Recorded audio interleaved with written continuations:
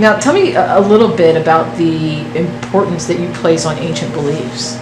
So now that's interesting. You know, it's what I've always believed is that if you think about man and our journey, you know, with respect to those ancient beliefs, man has been around for about 200,000 years in totality. I mean, our first existence, the first theoretically, anatomically established Homo sapien, it's been around since at least 200,000 years. They found evidence of that, which means we've been in our current cognitive form for about 200,000 years. Now, there's an expression that says, nothing comes from nothing, but from something comes something subsimilar, which means that every little piece of knowledge that we've gained, we build upon that knowledge, and we pass that on to the next generation, the next and the subsequent generations, which means each time we move forward, at least in that community, we've picked up experiences from our community members, but we're also, in theory, adding to new technologies and new understandings of how to do things.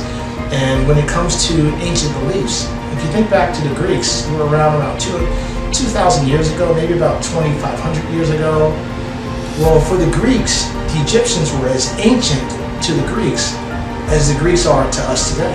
The Egyptians go back in the era of 6,000 years ago, which means that through successive generations of those different pharaohs within Egyptian, should we say, space or pantheon, then those successive generations in their cultist beliefs, their ideas of how things work and how we transcend from life into death and beyond were built upon, and they were layered. And if you've got 5,000 to 6,000 years of layerings of understandings, that's a complexity that we can't even possibly consider within our space because we don't have their knowledge base. So we think in terms of us being so intelligent because we've got computers and we can do this and we can do that.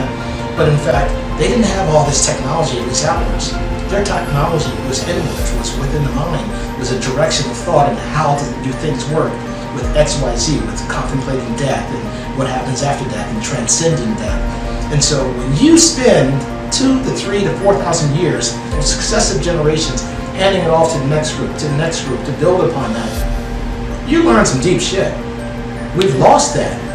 But yet, just because we were able to, or as a matter of fact, not even just because, the fact that we were able to build Western culture within 400 years and to have what we have today, but you gave them 5,000 to 6,000 years, you can only imagine what they had, the knowledge that they had, that was all inward thinking, that we've lost as a result of just the fact that we've lost their history.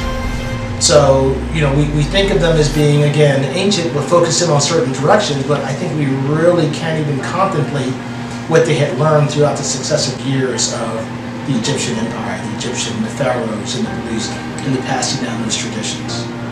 It's interesting. Mm-hmm. It's interesting.